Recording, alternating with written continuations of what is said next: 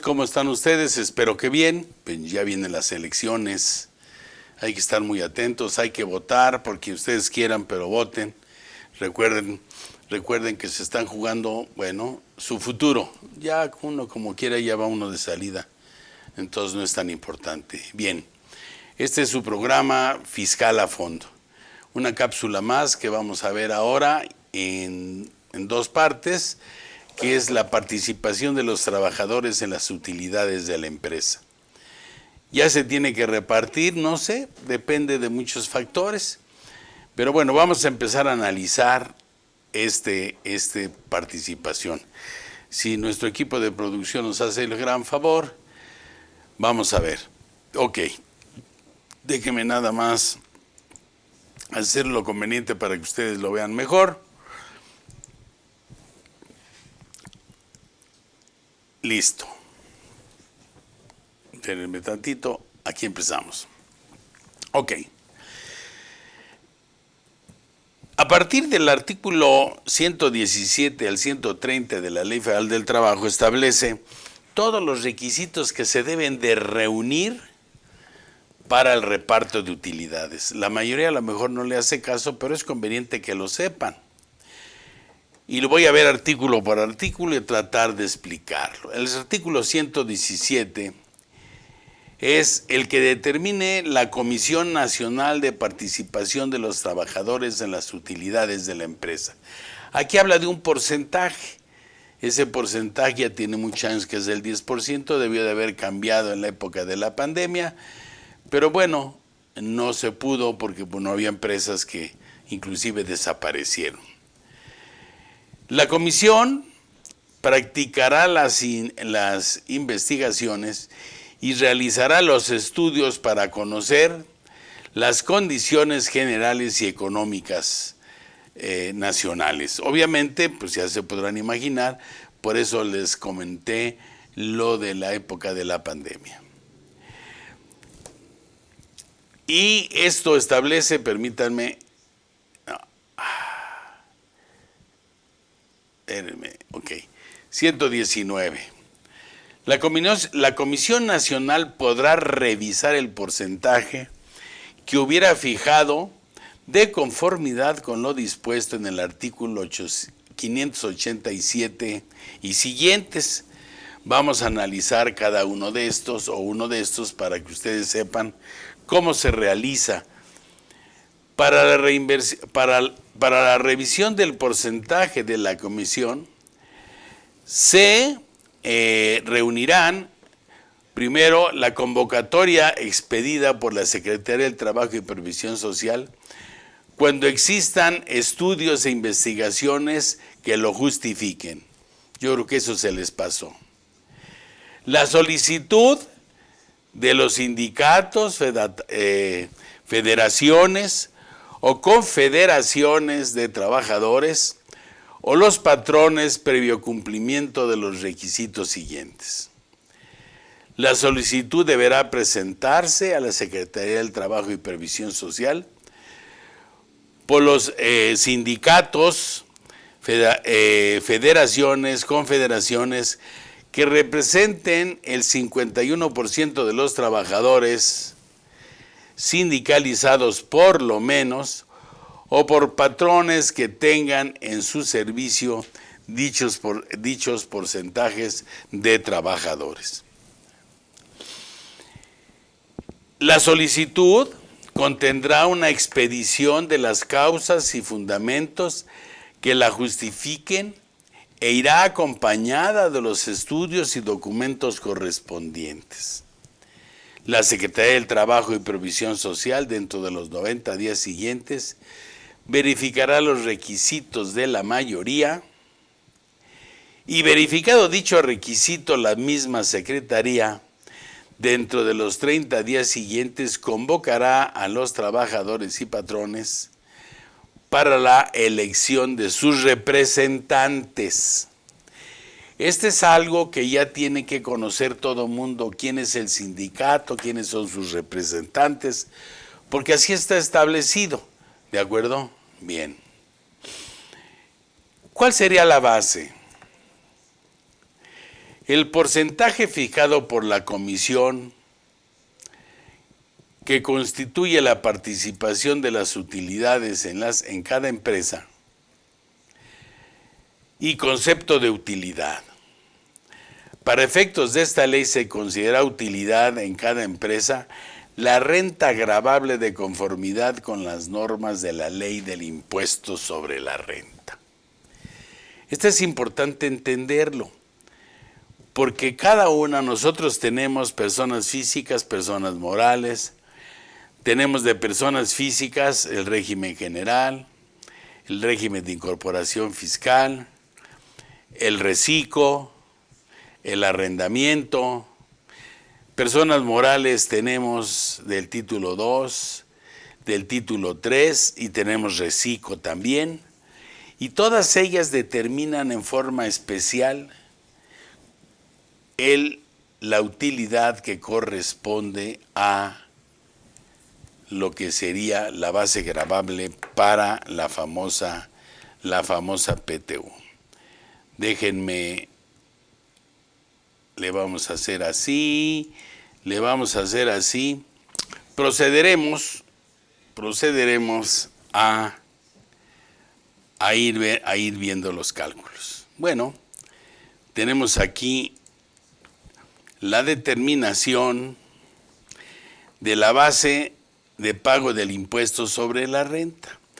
Y tenemos aquí la Ley General, capítulo 2, y el régimen simplificado de confianza de las personas morales. Esto ya lo conocemos: ingresos acumulables, deducciones autorizadas, PTU pagada. Cuando A es mayor que B, da utilidad fiscal, podemos disminuir las pérdidas, el resultado fiscal que multiplicamos por el 30%, es el ISR, pagos provisionales, retenciones bancarias e impuesto anual. ¿Cuál es la diferencia en el caso del régimen de confianza? Bastante diferente. Ingresos percibidos en el ejercicio menos deducciones personales igual a utilidad fiscal. Pérdida fiscal menos PTU del ejercicio y me da el resultado fiscal, que voy a multiplicar por el 30% y me va a dar el ISR del ejercicio. Voy a disminuir el ISR del extranjero del artículo 5, el ISR de distribución de dividendos del artículo 10 en su caso, y ahí ya tengo el resultado fiscal. Podemos tener un resultado fiscal negativo, por supuesto, pagos provisionales, retenciones, de estímulos, y tenemos un saldo a favor, un saldo a pagar. Así se determinan las bases gravables de estos dos. ¿De acuerdo? Bueno, es importante que nosotros sepamos esto, y ya se fijaron cuál es la diferencia con el régimen de confianza. Todos los aspectos que tengo que ver, que es el régimen general, por supuesto, ¿de acuerdo? Bien. Vamos a ver esto. Yo creo que esto no está bien, no lo vamos a ver. Vamos a ver otro proyecto. Ahora vamos a ver lo que sería la renta gravable. Permítanme ustedes. Ok, vamos a ver. Personas físicas de actividades empresariales y profesionales. Obviamente recuerden que también hay un régimen general y un régimen de confianza. Totalidad de ingresos acumulables del ejercicio, menos deducciones autorizadas, utilidad fiscal determinada, la PTU pagada en el ejercicio, menos las pérdidas de ejercicios anteriores y está la utilidad gravable. Recordemos que primero tenemos las deducciones autorizadas Y hay unas que no son, que son deducibles al 53 o al 47%. Para efectos de la PTU, mucho cuidado, porque aquí están las deducciones personales, todas sin tomar esto. Pero para efectos de la PTU, sí es importante ver que la totalidad de los ingresos acumulables, menos los no deducibles del artículo 28, fracción 30, que puede ser el 47 o el 53, le vamos a restar las deducciones autorizadas para que me dé el 100%, y eso me va a dar la utilidad fiscal que sería la renta gravada o gravable, que la vamos a multiplicar por el 10%, como yo les expliqué, de la cantidad a repartir, y ese 10%, la cantidad que me dé, la voy a dividir en dos. 50% para salarios devengados en el año y 50% para los días laborados. Obviamente, esto no puede a lo mejor coincidir con lo que cree todo mundo, por lo siguiente. Porque yo puedo, por ejemplo, que venga un trabajador mío y me diga, oiga, fíjese que me siento enfermo, ya fui al seguro, pero me dieron 2 días de incapacidad, no te preocupes, ve, recupérate y yo te los voy a pagar, pero no los va a laborar. Entonces, esto que les estoy marcando es importante, porque aquí una cosa es que te pague yo el salario y otra cosa es que lo labores, ¿de acuerdo? Bien. Seguimos, aquí tenemos las personas físicas del régimen de incorporación fiscal. Recuérdense que ese régimen sigue vivo, ¿de acuerdo? Algo muy parecido, pero no igual.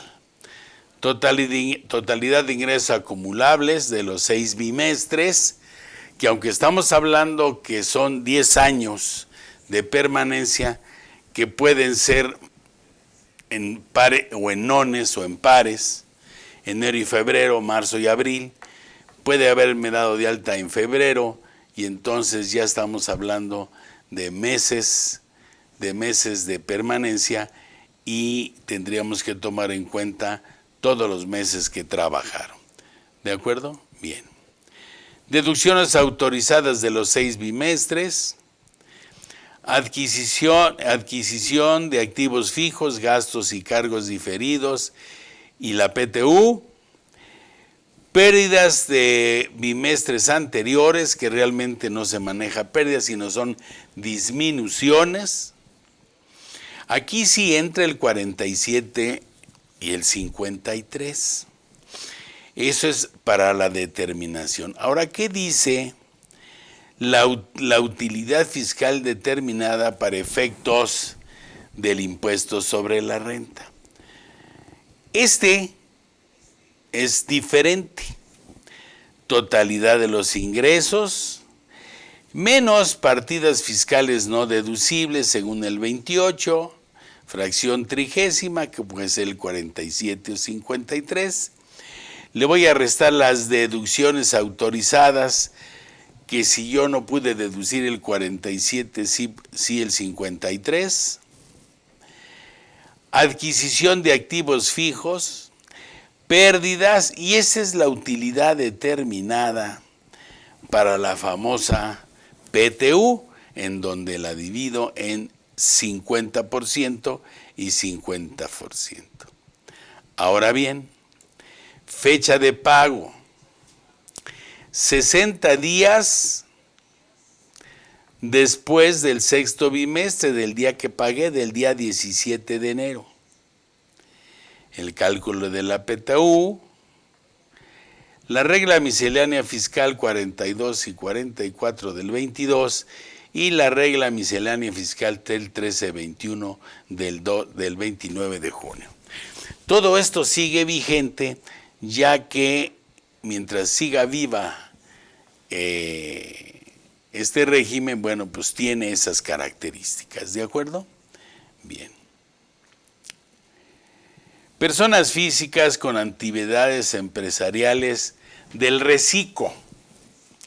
¿Cómo se determina? Porque aquí no me piden deducciones. Aquí nada más me dicen, arráncate. Nada más quiero saber todo lo que es tu ingreso y vas a multiplicarlo por una tasa.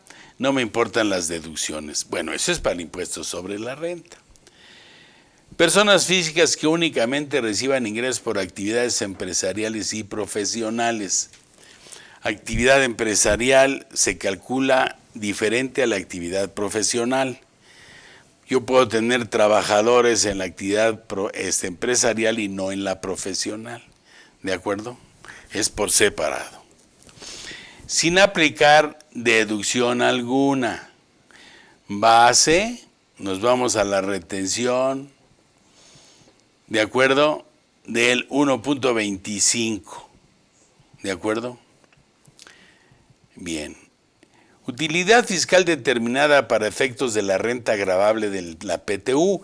Este es diferente, por una razón, porque aquí sí van las deducciones, miren. Totalidad de los ingresos efectivamente cobrados y amparados con comprobante fiscal digital, empresariales y profesionales, y otorgamiento de uso o goce temporal de bienes que se hace por separado, ¿de acuerdo?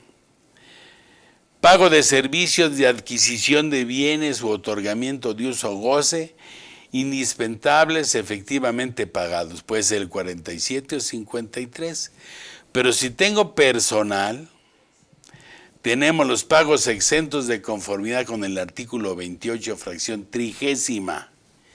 Este es muy importante, porque aquí son, efectivamente, pues vamos a poder disminuir y necesitamos los gastos. Con comprobante fiscal deducible, con IE y con el IVA en su caso, por separado. Utilidad fiscal determinada y tenemos entonces 50% igual para salario devengado y días laborados. Como ven ustedes, no está tan sencillo.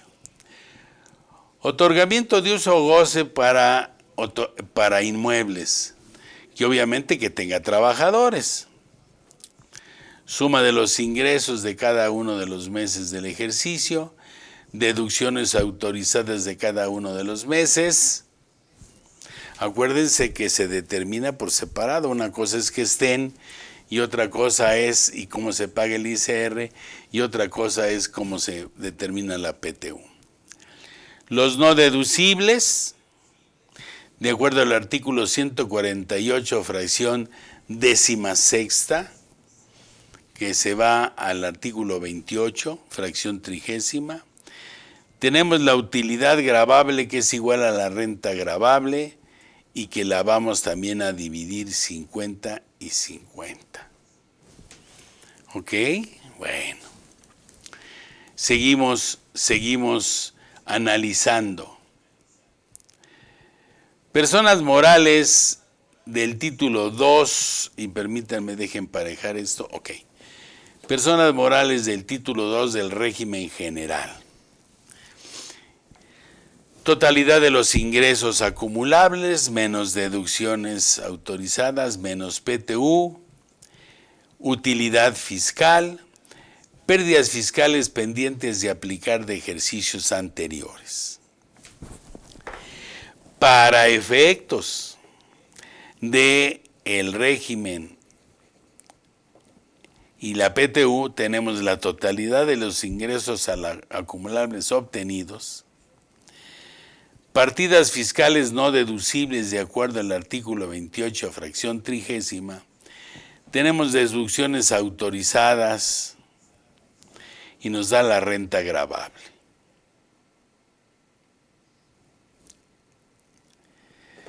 Personas morales, déjenme acomodarlo para poderlo ver.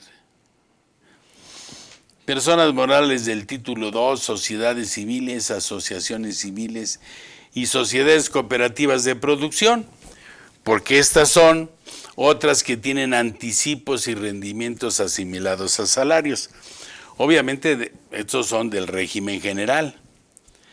Tenemos la utilidad fiscal, pérdidas fiscales pendientes de ejercicios anteriores, resultado, aplicamos la tarifa del artículo 9, que es el 30%, y nos da el ISR del ejercicio.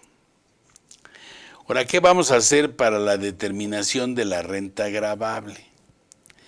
La totalidad de los ingresos obtenidos, anticipos y rendimientos, partidas fiscales no deducibles de acuerdo al 28, fracción trigésima, que es 47 o 53. Tenemos las deducciones autorizadas y obviamente nos va a dar el 10% y es la cantidad a pagar, que la vamos a dividir entre 2 igualmente. ¿Ok? Como ven ustedes, todos estos pues se tienen que hacer de acuerdo a la ley del impuesto sobre la renta. ¿De acuerdo? Esto está sacado de nuestra legislación. Bien, vamos entonces a seguir comentando aquí en nuestras, nomás déjenme ver dónde me quedé. Ok.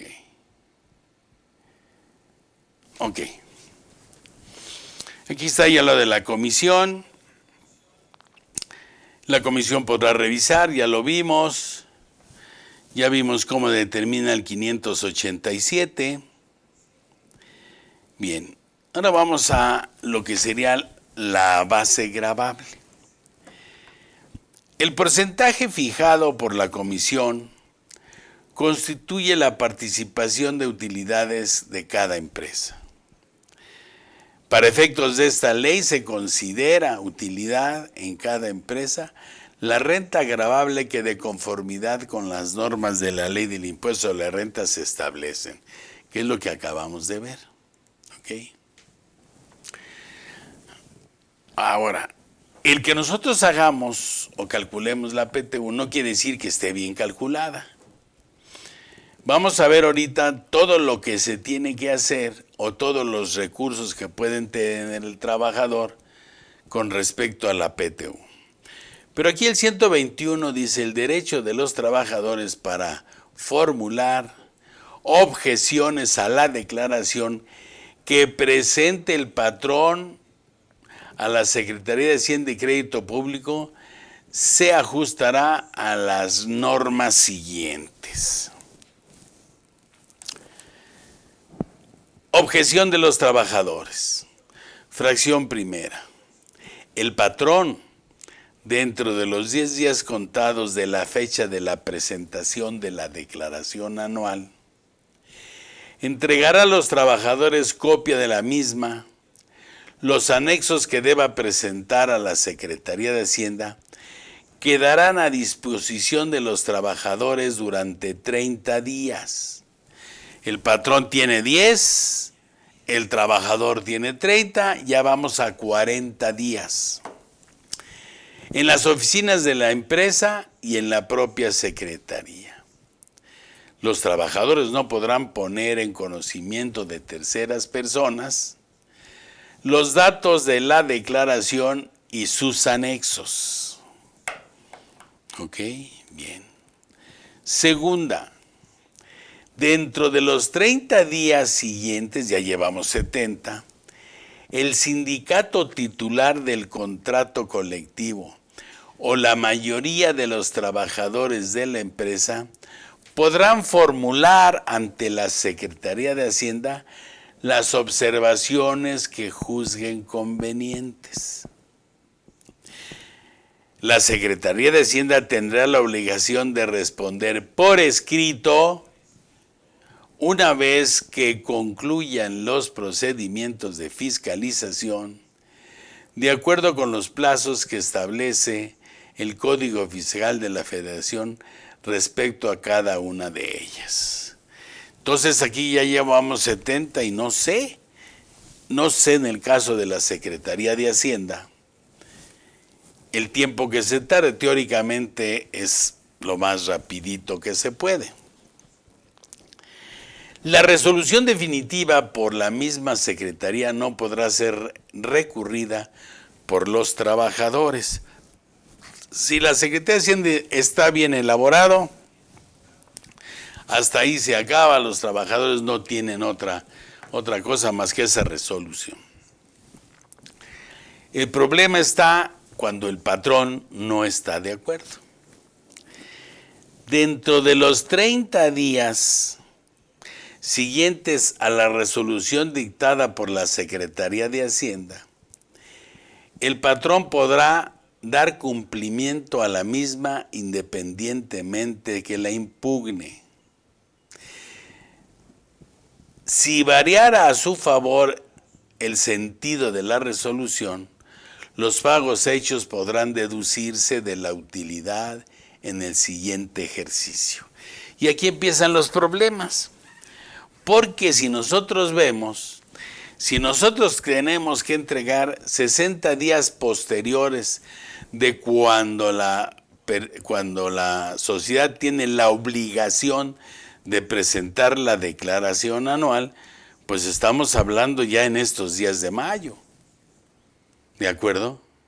¿Sí me explico? Entonces, vamos a partir de la base que independientemente que impugnen o no los trabajadores, es conveniente que los patrones entreguen lo que tiene determinado. Y como dicen por ahí, ya después averiguaremos, ¿no? ¿Sí me explico? Porque está la obligación de entregarlo 60 días después de la obligación de presentar la declaración anual, que es 31 de marzo. ¿Ok? Bien. Aquí es importante ver cómo los trabajadores tienen que tener acceso a todo lo que necesitan. En primer lugar, establece la legislación que en donde checan los trabajadores van a tener que poner el listado de los trabajadores con los días laborados y el salario devengado. Ahí es donde empiezan a ver los problemas. Hay que solucionarlos antes. Y dice esta que 60 días, que esto empieza, los días empiezan cuando el patrón ya presentó la declaración anual. Entonces, si yo presento la declaración anual antes, pues empieza a correr el plazo, no si la presento después del 31 de marzo. ¿Ok? Bien. Llegamos a la mitad de nuestra plática y nos vamos a un corte comercial de algo de interés para ustedes.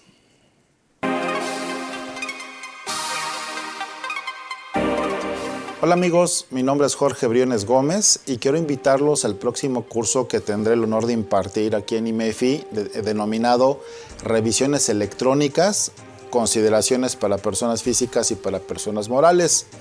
Este curso está enfocado precisamente a prever todas aquellas contingencias que se pueden suscitar derivado de la nueva mecánica de fiscalización que tienen las autoridades en materia fiscal.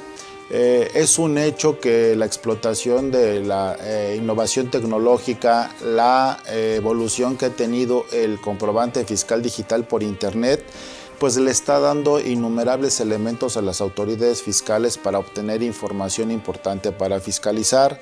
Pues bien, comentaremos entre otras cosas esta explotación, cómo lo está llevando a cabo la autoridad fiscal.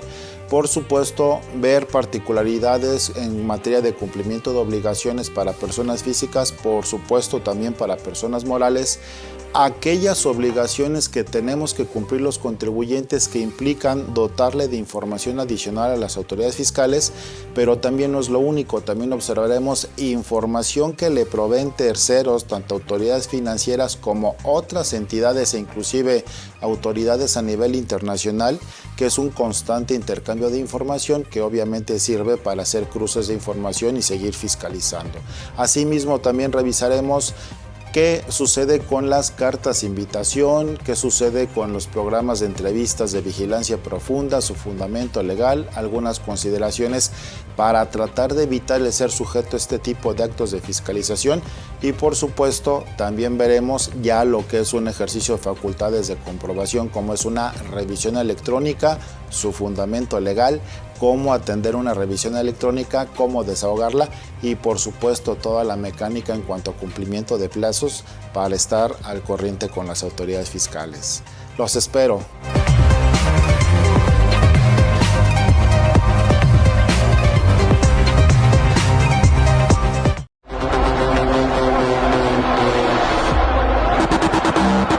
Amigos, mi nombre es Jorge Briones y quiero invitarlos al próximo curso que tendré el honor de impartir aquí en IMEFI, denominado Análisis Integral de la Ley del Impuesto Especial sobre Producción y Servicios. Un impuesto muy particular, sabemos que es un impuesto indirecto, pues precisamente veremos, entre otras cosas, cuáles son las particularidades y diferencias que hay entre los impuestos indirectos confronta con los impuestos directos. Obviamente enfocándonos al impuesto especial sobre producción y servicios, veremos por supuesto las obligaciones que tienen los contribuyentes, qué actos están gravados para este impuesto, qué actos están exentos, qué tasas, qué cuotas en su caso aplican y obviamente particularidades que aplican para ciertos productos y servicios, sobre todo un tema muy interesante que es el IEPS aplicable a combustibles.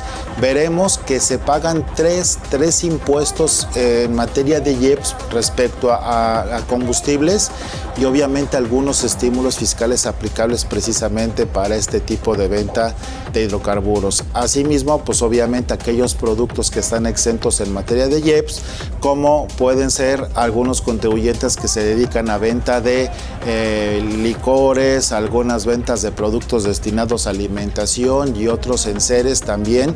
Y también, por qué no decirlo, también veremos el impacto que tiene en la economía de los contribuyentes, los consumidores finales, que aun y cuando nosotros no somos contribuyentes de este impuesto, sí lo pagamos cuando compramos artículos para nuestra vida cotidiana. Los espero, muchas gracias.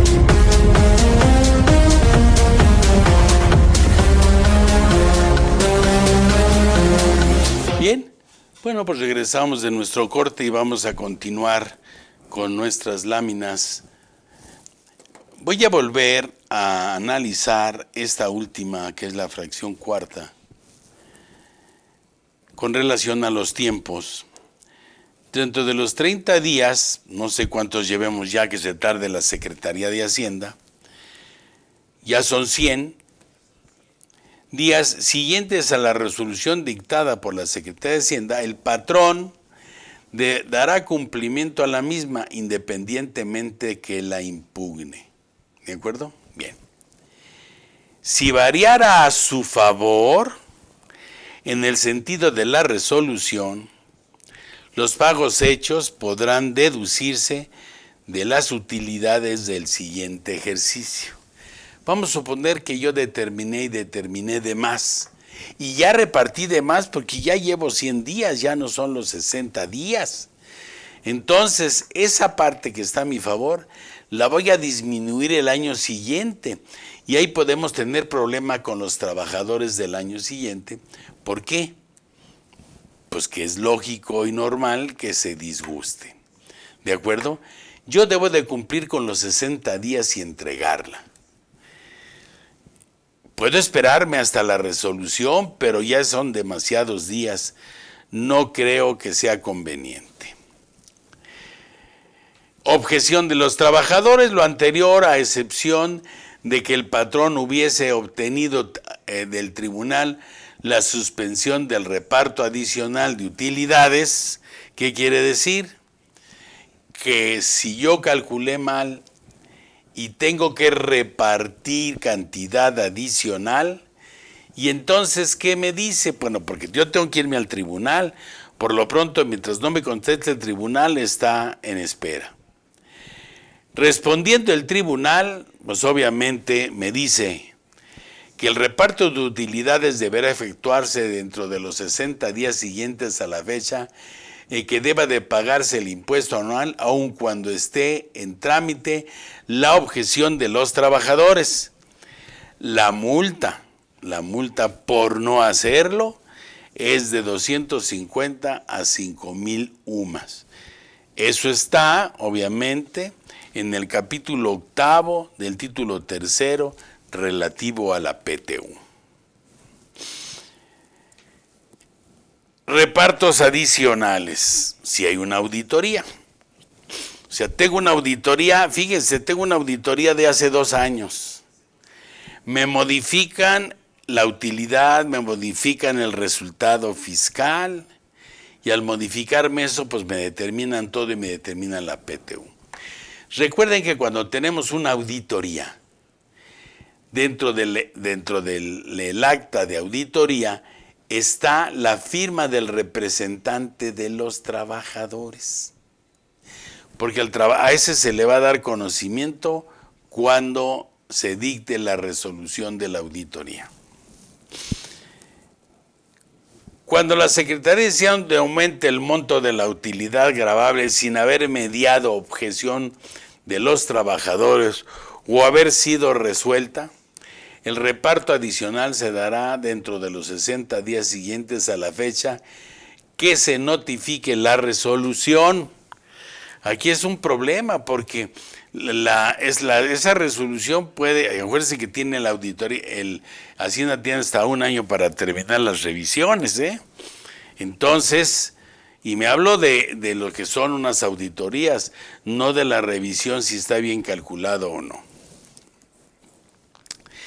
Si fuera impugnada por el patrón, se suspenderá el pago del reparto adicional hasta que la resolución quede firme, garantizándose el interés de los trabajadores.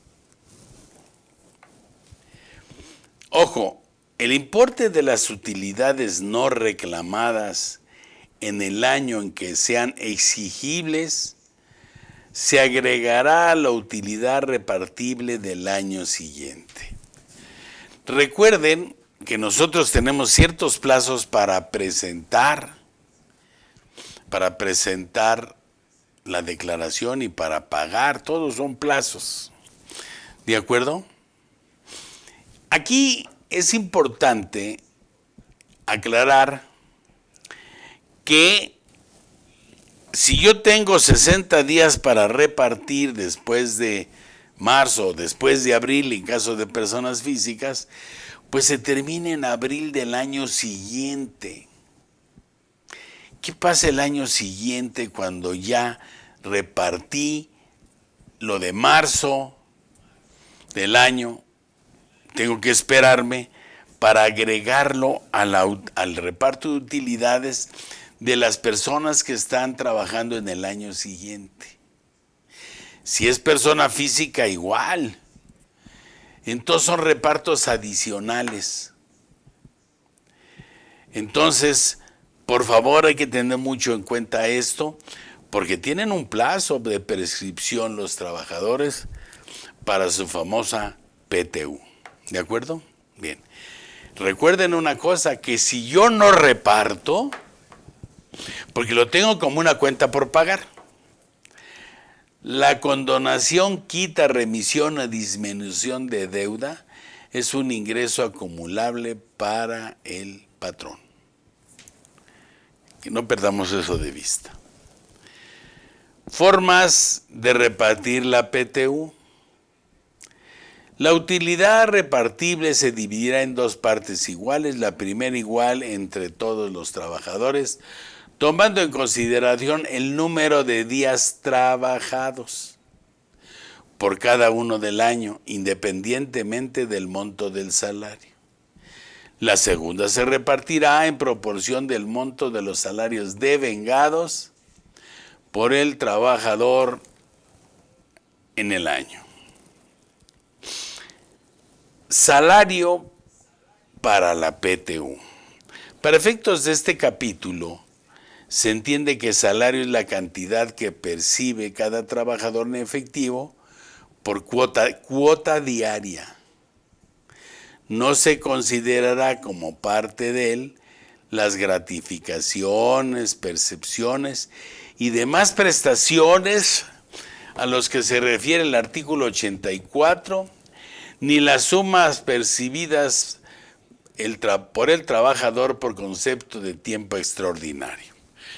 Les quiero decir que el artículo 84 de la Ley Federal del Trabajo establece que salario es todo lo que se le da al trabajador por el trabajo. Quiere decir que la PTU se hace por la cuota diaria, nada más, no que es la que se determina para base del Seguro Social y del Infonavit o de cualquier otra. No. Yo te contrato por el salario mínimo, por decirles algo. Nosotros sabemos cuál es el salario mínimo. Yo te contrato por, no sé, 500 pesos diarios, por 600 pesos diarios. Esa es la cuota diaria, independiente de todas las demás bases a tributación o cálculo. ¿De acuerdo? Bien.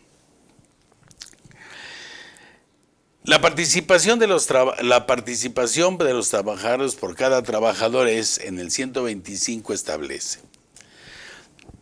Para determinar la participación de cada trabajador se observará las normas siguientes.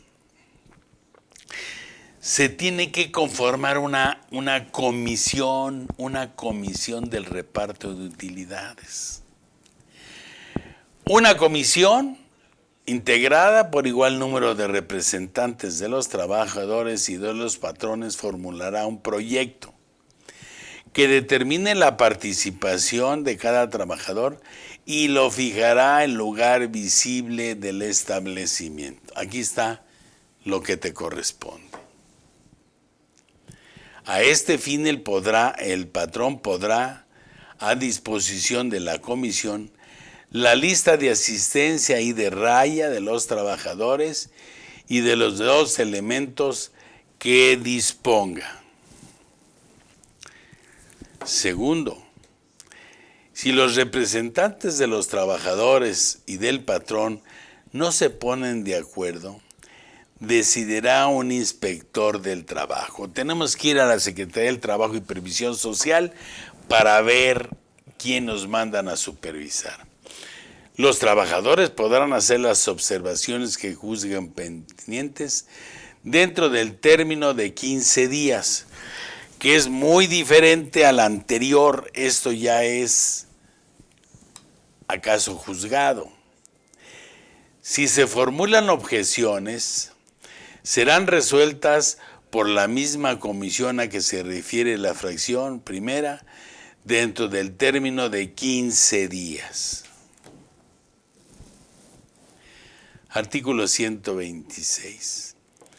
Y aquí, si ustedes se fijan en las fechas, es muy importante cuáles son las que estamos contando para las objeciones, porque primero está todo antes de cualquier cosa y empiezan a cubrirse.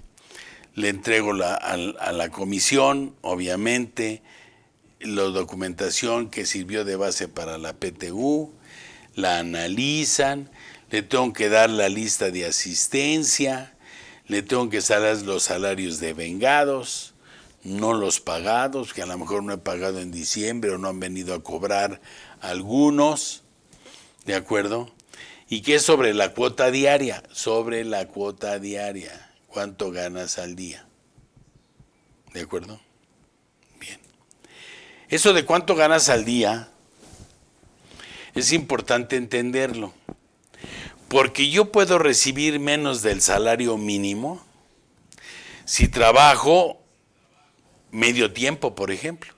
Si trabajo medio tiempo voy a revisar la mitad del salario mínimo. Si trabajo por horas, por tiempo determinado, todo eso influye para que no hagamos todo como si fuera cuota fija, si trabajo medio tiempo por todo el total. ¿De acuerdo? Bien. Entonces, ok, va. ¿Quiénes están exceptuados de recibir PTU? Quedan exceptuados de la obligación de repartir PTU las empresas de nueva creación durante el primer año de funcionamiento. El primer año no hay PTU. Y hablo de nueva creación, no de fusión y decisión y esas cosas raras. Las empresas de nueva creación dedicadas a la elaboración de un producto nuevo durante los 2 primeros años de funcionamiento. Las empresas de nueva creación dedicadas a la elaboración de un producto nuevo. La determinación de la novedad del producto se ajustará a lo que dispongan las leyes para el fomento de las industrias nuevas. Secretaría de Economía es la que nos va a dar la pauta y las empresas y los productos. Las empresas de industrias extractivas, que vamos a hablar de las minas, de nueva creación durante el periodo de exploración. Por eso es que hay un periodo de exploración en tanto encontramos el producto que estamos explorando. Las instituciones de asistencia privada reconocidas por las leyes que con bienes de propiedad particular ejecuten estos con fines humanitarios, asistenciales, sin propósito de lucro y sin devengar individualmente a los beneficiarios y sin designar a los beneficiarios. Aquí tenemos un problema porque aquí estamos hablando de la Cruz Roja, de la Cruz Verde, etcétera, ¿no? Y que esas son del título 3 que no hacen actividades empresariales o comerciales. El IMSS y las instituciones públicas descentralizadas con fines culturales, asistenciales y de beneficencia. Las empresas que tengan un capital menor al que fije la Secretaría del Trabajo y Previsión Social por rama de la industria previa consulta con la Secretaría de Economía. Las resoluciones para revisarse total o parcialmente cuando existan circunstancias económicas importantes que lo justifiquen. Todo esto hay que saberlo, sobre todo cuando empiezo, pues viene el origen de la empresa y de todo, pero los contadores, los que se dedican obviamente a la asesoría, pues debes estar al pendiente de todo esto, ¿sí me explico?, para poderlo realizar. Válgame Dios. Aquí tenemos ya uno de los artículos más importantes. ¿Cuáles son las limitaciones y los derechos a la participación? Artículo 127, una parte medular. El derecho de los trabajadores a participar en el reparto de utilidades se ajustará a las normas siguientes. Los directores, administradores, gerentes generales de las empresas no participarán en las utilidades. Punto, se van. Nada tiene que ver con los empleados de confianza, el nombre de director o de administrador o gerente general. Son puestos que se ejercen y que normalmente el Consejo de Administración de las personas morales lo hacen o lo asisten. ¿De acuerdo? Bien.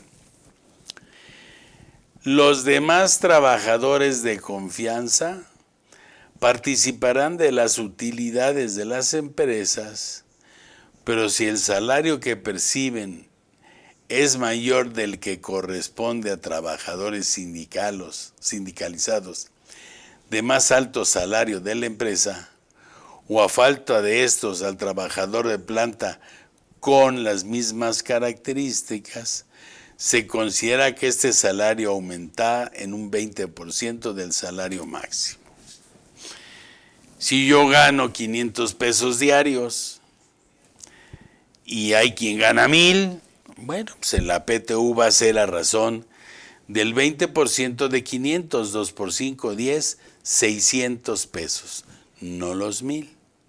¿De acuerdo? Bien. Artículo 9.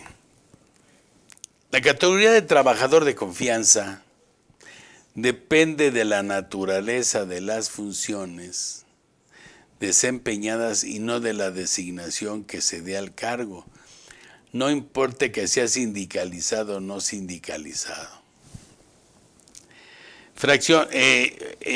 Funciones de confianza, de dirección, de inspección, de fiscalización, de vigilancia, cuando tengan el carácter de personal y las de relaciones que tenga trabajador en forma personal con los trabajadores, mi secretaria, mi chofer, etcétera. Esos son de confianza independientemente de todo, porque eso teóricamente reciben un salario mayor. O habla de salarios de trabajadores sindicalizados. Sindicalizados o no sindicalizados, los de confianza son estos, independientemente que pertenezcan o no a un sindicato.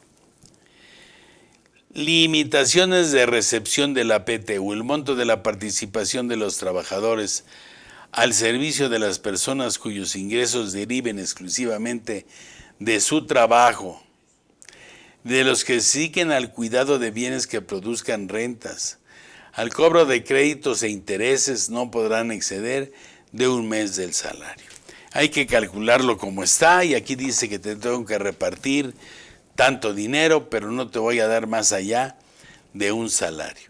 Por ejemplo, en el caso de honorarios, son aquellos que trabajan, que viven de su trabajo.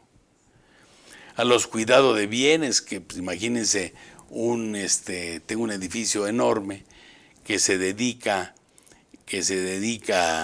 lo dedico a rentar apartamentos, oficinas y locales. Pues el que esté ahí de mi trabajador no puede recibir el 10% de ese, sino va a recibir máximo un salario. También el cobro de créditos y de intereses, no podrá exceder todo esto de un salario. Es importante porque el que yo tenga dinero, yo tenga empleados y porque manejo yo varias cosas, entre ellas créditos, pues esos no entran, ¿no? Por supuesto.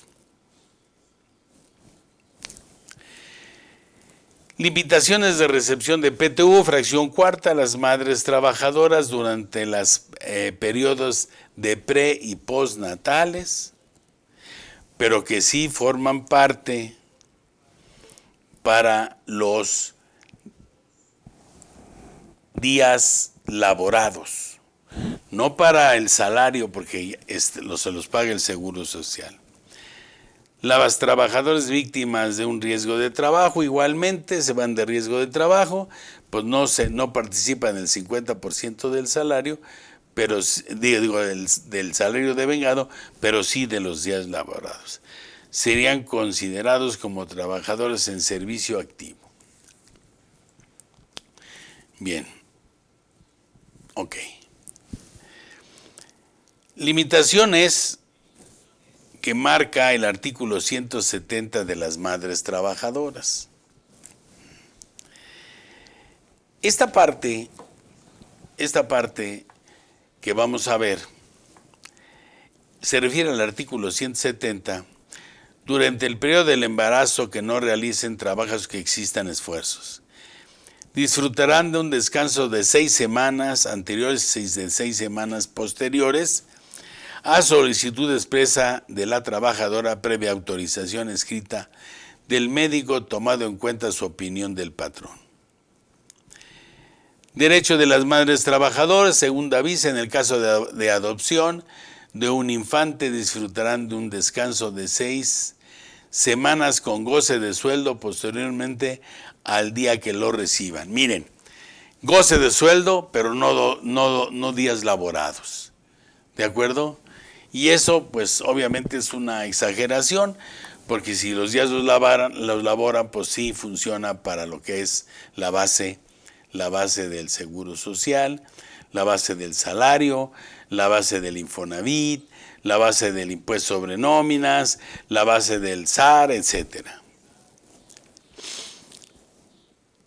Tercero, los periodos de descanso se prorrogarán por un tiempo necesario. Las que se encuentran imposibilidades para trabajar a causa del embarazo o del parto. Cuarta, En el periodo de lactancia, máximo de 6 semanas, tendrán 2 de reposo extraordinario por día y media hora cada una con alimento para sus hijos en lugares adecuados e higiénicos. Cuando esto no sea posible, previo acuerdo con el patrón, se reducirá 1 hora de jornada de trabajo. Imposible, pues yo ya la llevo a la guardería o los esos, pues allá le dan todo eso, ¿no? Entonces, si ya no está lactando, pues sería importante. Ni modo de poner un salón para lactancia, ¿no? Eso, que sí se lo merecen, pero va en contra de los costos del patrón. Durante el periodo de descanso a que se refiere la fracción segunda, recibirán un salario íntegro. En los casos de prórroga mencionada en la fracción tercera, tendrán derecho al 50% del salario por un periodo no mayor de 60 días. Al regresar al puesto que desempeñaban, siempre que no hayan transcurrido más de 1 año a la fecha del parto, y que se compute su antigüedad los periodos de pre y postnatales. Como ven, este artículo 170 es el que marca todo, pero es importante que lo sepamos, porque recuerden que yo tengo que cumplir con todo esto. Por supuesto, tengo que cumplirlo, ¿sí? Sine qua non. Y si no lo cumplo, pues estoy faltando a las reglas de la PTU y eso nos puede causar un problema. A ver, vamos a ver, ya, ok. Concepto de salario, salario es la retribución que se debe pagar el patrón al trabajador por su trabajo. Fracción cuarta, los trabajadores del establecimiento de una empresa forman parte de ella para efectos de la PTU. Miren, esto lo tengo aquí, no lo voy a ver, salvo que me lo soliciten, porque esto se refiere más que nada al outsourcing, ¿de acuerdo? Me lo voy a saltar porque es necesario, porque sí hay unas que tienen insourcing, ¿de acuerdo? Y hay por ejemplo, en el caso del gobierno, el gobierno tiene outsourcing. ¿Por qué ellos sí, nosotros no? Bueno, ya ven cómo es esto. Bien, aquí están los cálculos que tenemos nosotros, ya con números por actividades, ¿de acuerdo? Aquí está ya con, básicamente, manejado de esa forma. Y bueno, como ven ustedes, la parte de la PTU no es una cosa sencilla, es una cosa delicada y es una cosa que debemos de cumplir. ¿De acuerdo? Bien. Pues hemos llegado al límite un poco acarrereados, pero ya llegamos. Agradecemos mucho, obviamente, al equipo de producción, a IMEFI TV, y obviamente a cada uno de ustedes que se conecta con nosotros. Su servidor y amigo José de Jesús Millarufe, si me hace favor de poner la plantilla, el equipo de producción. José de Jesús Millarufe, socio director de Millarufe Asociados SC, con correo millarufe@yahoo.com.mx y en redes sociales Arisbe Corporativo Jurídico Fiscal y principalmente en IMEFI TV. Le da las gracias, sin antes decirles que gracias por la preferencia a estos cápsulas, y nos vemos en otra próxima cápsula adicional en este su programa de Fiscal a Fondo.